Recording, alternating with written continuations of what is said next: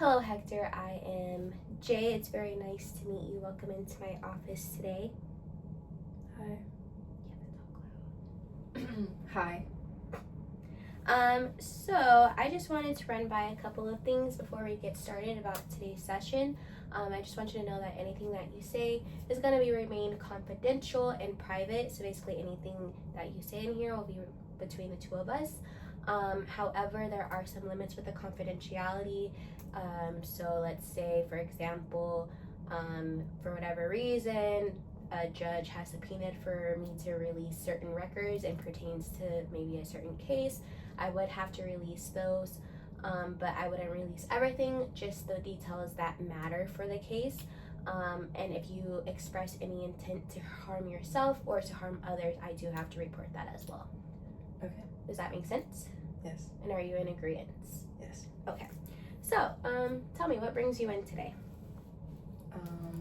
Well, my family's concerned about me. They say, I don't think so, really. I don't do it much, but they say I have a drinking problem, and they're concerned about me ever since my accident. I have limited mobility on the right side of my body, and it's kind of made me, yeah, I'm sad about it, but they're concerned and suggested that I come, so.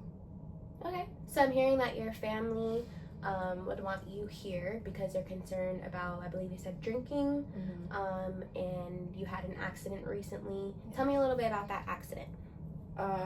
It was an auto accident. Yeah, I can't really move much at all, and so I'm not able to do what I used to do, and seeing my family being able to move how they want and I can't do it, makes me upset. Okay. And they say I push them away, but really I just don't want to be bothered, but yeah. Okay. So your accident has impacted your ability to work, and it sounds like that's taking a toll on you mentally. And it's also causing you to just kind of want some space away from other people, and it probably feels like they might be hovering around you right now. Yes, exactly. Okay, I can understand that. So I did see that you brought in a questionnaire, so I'm just gonna, is it okay if we review your answers? Yeah. Okay. Yeah. All right, let's see. So you filled out our audit form. So basically this just explains to us how likely it is that you may or may not be dependent on alcohol. Okay. So let's review through your answers. For number 1, it says, how often do you have a drink containing alcohol? And you said 4 or more times a week. Can you explain that a little bit more? Well, I usually have a drink with almost every meal I eat, so yeah, that explains Okay, it. so like breakfast, lunch, dinner, maybe a snack. Yeah. Okay. And then how many drinks containing alcohol do you have on a typical day? About 4, possibly more. Like I said, I have it with every meal, so whenever I eat, I almost always have a drink with it. Okay. So what I'm hearing you say is that every drink that you have with your meals has alcohol in it. Yes. And then how often do you have, you said for 6 or more drinks, you said weekly? Yes, it's there are days where it gets pretty bad and I can't function without it, so as soon as I have one, then I have another, and then I lose control of how much I have, but that's only on the bad days. Can you tell me about what those days look like?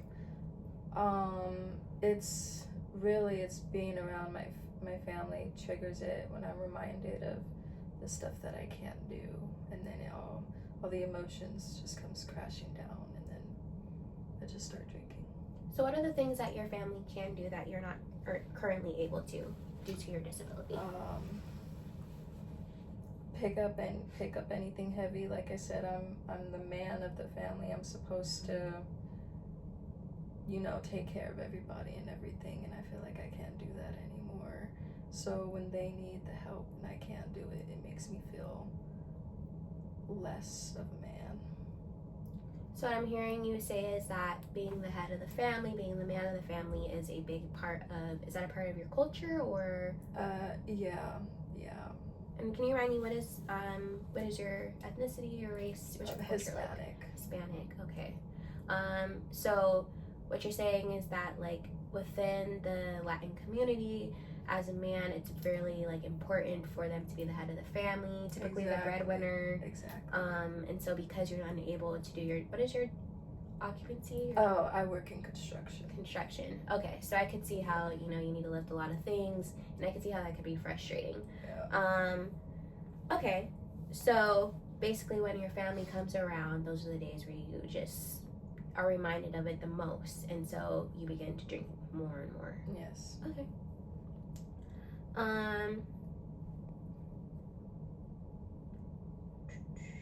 Then you said, for number 4, how often during the last year have you found that you were not able to stop drinking once you started?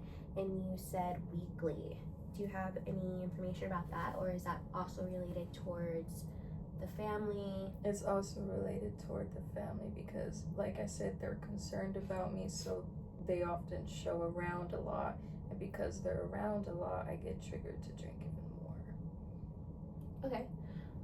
So is it safe to say that if they weren't around as much, you probably wouldn't drink as much? Is that how you feel? Possibly, yes. Okay.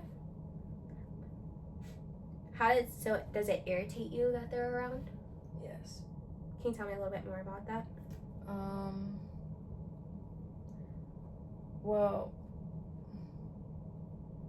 because like I said, I'm supposed to be the man and take care of the house, and I can't do that. And then they're around, they're aware of my condition, so they don't ask me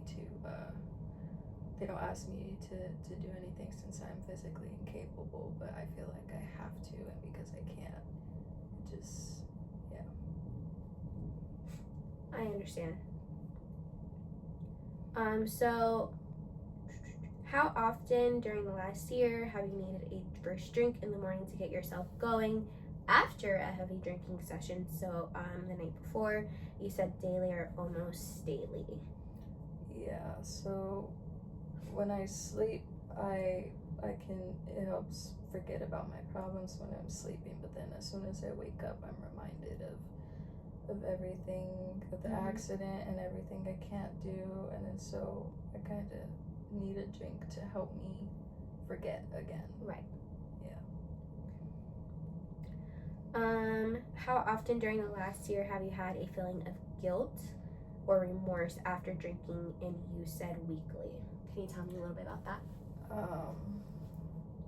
Well, I feel guilty really because and I'm already unable to help my family, and then I feel like with me drinking, they're disappointed with my drinking, and so I feel guilty about that because I don't want them to be disappointed in me, but they don't understand how the accident and my inability to move or to work and to provide for my family. They don't understand how it's taken a toll on me. So yeah. Okay. So if there is one thing that your family could understand right now, what would it be? I would like for them to understand that how angry I am, and that I don't want to be angry, but I am, and I can't help but be angry. I don't want them to know what this feels like, but I would like for them to be graceful with me being this way, to be patient with me. Thank you for sharing that. So what I'm hearing you say is that while you would never wish this on them, you just want them to have a little bit of empathy Yes, exactly. About what it is that you're going through, Yes, and exactly. why you might be drinking more than usual, why you may not want them to be around, and why like just having your own space is very important to you right now. Exactly. How often during the last year have you been unable to remember what happened the night before because of your drinking? You said daily or almost daily. How has that impacted your family?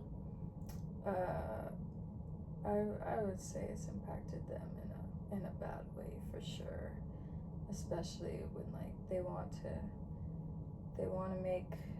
me to be a part of the memories we make, and with me drinking and stuff, it turns into a bad memory, but I don't remember what I do to make it so bad. So And how does that make you feel? I do. That makes me feel guilty too. Yeah, on occasion. Okay. So things happen, you have no recollection of it at all, and that also adds to your feeling of guilty. Mm-hmm. Does that add to your drinking as well? Yeah, for sure. Have you or someone else been injured because of your drinking? You said during the last year, during the last year. Can you tell me about that incident? I would say it's more myself that gets hurt because of my drinking, because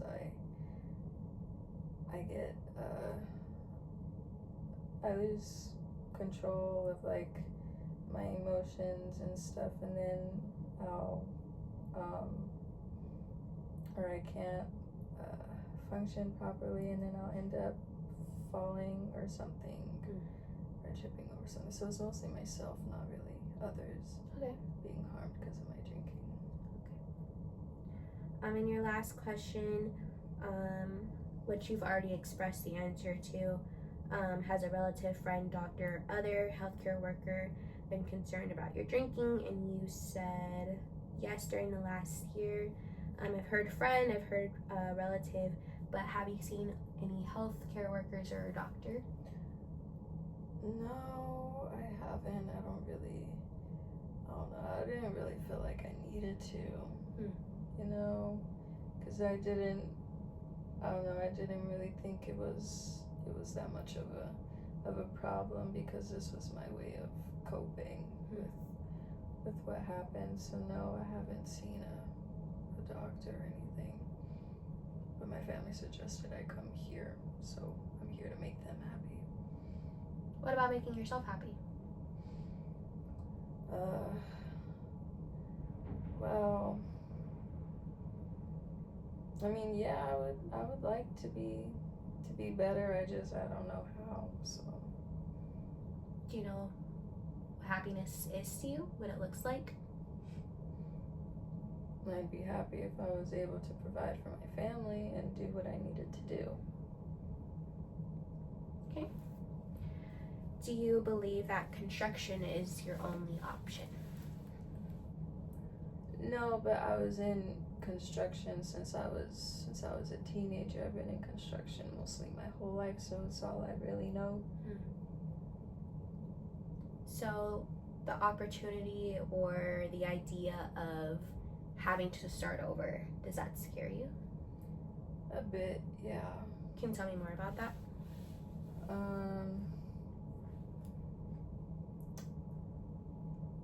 Well, I don't know. I don't know. I don't really like change, and so after the accident, it was a whole lot of change for me, and I can't deal with it, and so having to start over, pick a different career path and stuff, it kind of, I don't know, it makes me uncomfortable. I'd be more comfortable with what I'm familiar with. It all feels very overwhelming. Okay, I can understand that. But what I'm also hearing is that you do want to reach happiness again. And right now you're in a state that is unhappy, right? And so, would you mind if I give you a little bit of feedback? Yeah, go ahead. Sure. What I've come to learn is that, if you want to become in a different state of mind, although it can be scary, sometimes you do have to make changes in order to reach that. And they don't have to be big, drastic changes. Maybe we can start off with something small. Like, for example, you say that you have a drink with every meal. Maybe we can cut that down from breakfast, lunch, dinner, and a snack. Maybe we can just cut it down to breakfast, lunch, and dinner, and take out the drink with snack. Small changes so that it doesn't feel like it's overwhelming, but you're slowly working towards that happiness that you miss so much.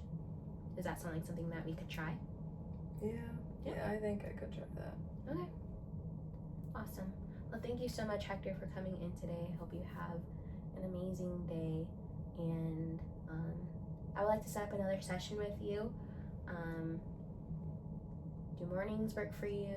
Afternoons? Mornings are fine. Yeah. Mornings are fine. Okay. I would like to see you in about 2 weeks, if that's okay. Yeah. Okay. I have nothing else to do. So. Okay. And I just want you to practice cutting down 1 drink a day. It's okay if you mess up and you don't do it one day. Just try and do it. Okay. Okay. Thank you so much. You're welcome. Thank you for seeing me.